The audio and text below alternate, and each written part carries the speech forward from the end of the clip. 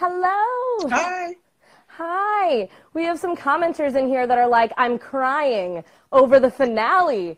Oh, really? Oh, yes. People were really feeling it. How? Yeah.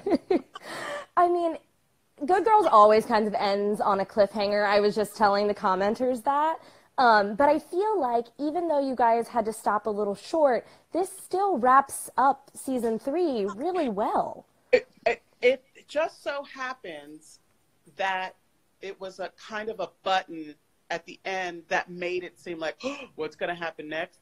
Because obviously people knew we were supposed to do 16, so we had 5 more to do.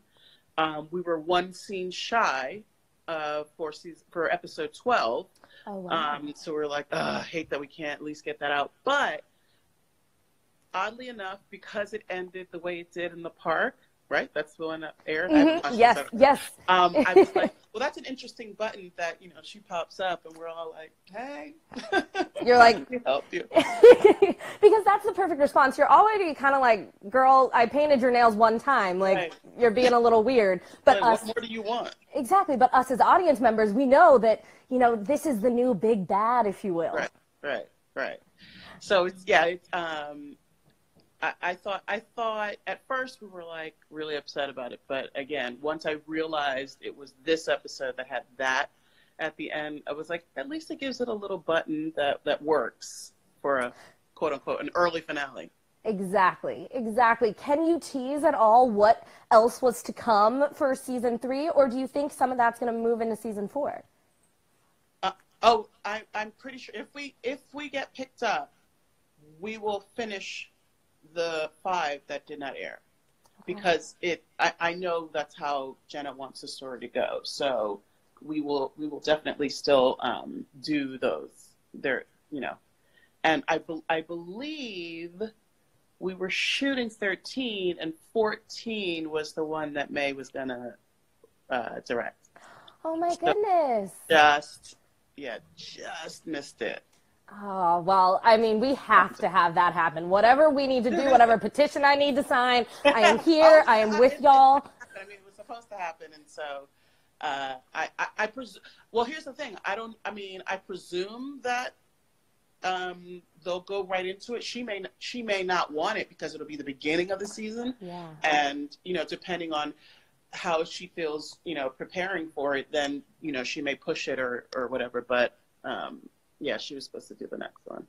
All right. I know you can't tell us plot line, but how crazy do those episodes get? Because, well, I don't know. I'll leave the question. Well, with that. I've only seen up to 13 because we don't see the scripts until we're getting ready to do the table read for the next episode. So the writers know what happens through 16. I only know what happens through 13, and I'm trying to think. Honestly, I feel like I've been, in quarantine for 1,000 days. I can't remember what I did yesterday, let alone what I read in the script, 2 months ago. I barely remember this morning. It feels like a totally different day. I wasn't wearing makeup then, I'll say that for sure. Well, I'm so glad to be talking to you for this episode because this is such a Ruby-centric episode. Honestly, it's been a very Ruby-centric season, I feel like. We've gotten to see a lot. I mean, we always see a lot of what's going on with Ruby and Stan and Sarah and the family, but, this is the first time I don't know, there's been a lot of fray these last few episodes. And yes. I was nervous. I was very nervous Ruby and Stan were not going to make it through the end of this episode. Yes. I don't want to give anything away to the West Coasters, but I literally have a problem when I read that, we're going to have issues in the episode. I'm like, oh, I don't want to have to do it. Because I get anxiety having to perform it, knowing I want there to always be love with the Hills. Or some people call us Stubby. But it's nice, and as Jenna always says, she's like, it makes for good TV. So you gotta. I mean, you have to have some conflict. That's what that's what stories are about essentially. So you know, it's hard when the conflict's got to be in the Hill household for me. But, but I also, I mean, I tend to get, you know, I like the show. I like the storytelling. And so I tend to get worked up about it anyway. Like killing Lucy that messed me up. I was even shooting it. We were more like and obviously there's no shot, you know, there's no gunshot. They tell us there's a boom, but because the shot didn't have to be the shooting didn't have to be in the shot, there was no gunshot. And so it was just Carlos going bang bang. But every time we would be like so paranoid and scared and wouldn't look. And it was written in the episode that May or Annie says she saw it, so she had to look. Whereas Christina and I were like, even though nothing happened. Yeah. Just because it's acting doesn't mean it isn't an awful moment. Because that was a moment that I was like done with Rio. We done. I mean, I was done with Rio so long ago. I mean, he's just causing so many problems for us. Yes. But the you know, the fans that, you know, they still want Rio to have it, and so it's like a big push for them to make it happen. Listen, I'm not trying to be judgy, but Brio after Lucy's death is like, how can you get past that? Because she's such an innocent, and like she had nothing to do with this. Listen, I'm telling you, me reading it was bad. Me acting in it was bad. Like I had such a chip on my shoulder about Rio after Lucy's murder in the van. Thank you for calling it what it was. It was a murder. It was an assassination. Yes. It's not good. It's not good. Season 3 has been such like an amazing roller coaster for us fans. I mean, let's be honest. You went through a lot in season 3. You got shot. You had already shot. But you also got to do karaoke. Yes, I did get to do. That was actually one of the things that we asked for. I asked if we could actually have a karaoke scene. I didn't expect it like that at all. I thought it was going to be like some nostalgic night where they're out, you know, celebrating friends or themselves, and they sing a song that they sang when they were younger and they went to karaoke, and not knowing that it was going to be leading up to a big fight between the two of them. So that was an interesting surprise. Yeah, I'm hoping that maybe y'all's next performance will be much more fun and happy at the end. Because y'all already did some Slick Rick, and now you got Push It. You got to redeem yourself with the third one. I know. What should we sing? I don't know. What would you like love to sing karaoke on this show? You know what? Like duet-wise, I like singing well, I sing when I do karaoke in my real life. Sing Jay-Z and Alicia Keys.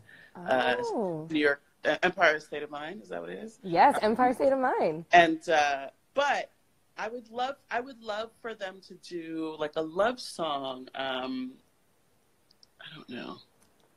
I gotta think about it. All right, we're gonna think it through because you've got plans to make for seasons coming up. Speaking of, you know, surprises and cameos and things, y'all got Meg the Stallion up in season 3, and now she has this amazing remix, the Savage remix with Beyonce. So what was it like knowing her just before? Well, that's the thing. I didn't have any scenes with her, so I never met her. It was Reno who told me that she was in the episode because, you know, I wasn't on set, and he texted and he was like, "Yo, Megan Thee Stallion," and all I knew was the hot girl Summer, right? That's her. Mm-hmm. And so I was like, oh, okay, I guess it's gonna be a hot girl, you know, season on Good Girls. But yeah, I didn't know she was doing it. Instead, it went to Shot Girl season. Poor Ruby. Ruby really went through it this season. I need next season to be a little bit easier for Ruby. Can she get a cocktail and a vacation? Right? But Phoebe, now that Phoebe's coming for him, maybe not. Yeah. All she did was buy the nice people a car. I mean, that was dumb on her part too. I mean, granted, it wasn't so bad because it happened to be the money in the jar. Of course, them finding out is what messed her up. But otherwise, it's not like it was coming out of a bank account. So I guess she thought we're in the clear. Yeah. You know, Agent Turner's dead. I'm not worried about anything. Right? We poured out a little coffee for our homie. I will say now there's like something that might tip some people off, though. That is true. That's the whole thing. I was like, bruh, what are you thinking? We're criminals. But it's so pretty. Well, since we've been talking about quarantine, you've had such a big week. Props to you and, of course, the amazing cast of Parks and Rec for that great reunion. Y'all have raised, well over 3.5 or helped raise more than $3.5 million for COVID relief. What does that mean to you? That's amazing. It's nice that you can do something even though you feel like you can't do anything. For that to be such a big deal, and all I had to do was set up an iPhone in my closet, that's pretty amazing. I mean, and that's, that goes to the how strong that fandom is and the heart of the show and it bringing people to a place to actually give. But we're all stuck. Most of us are stuck. Some of us are going out, but most of us feel stuck. And to feel like you're able to contribute something by way of just, taking a little bit of your time, like I said, in my closet, it's great. Feel good about it. It's pretty amazing that your closet was really just the perfect setting for that too. Well, the scene, they said that they didn't want any windows behind me because it was supposed to be a night scene. And there's nowhere I could shoot it. So I was like, I'll do it. And it's perfect. This is exactly what Donna's closet would look like. So it sure is. I'll set it up in here.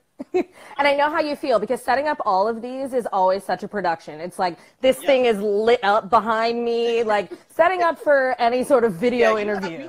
You have production value happening. I was like, am I going to do it in the living room or in the TV room? And those were my big decisions.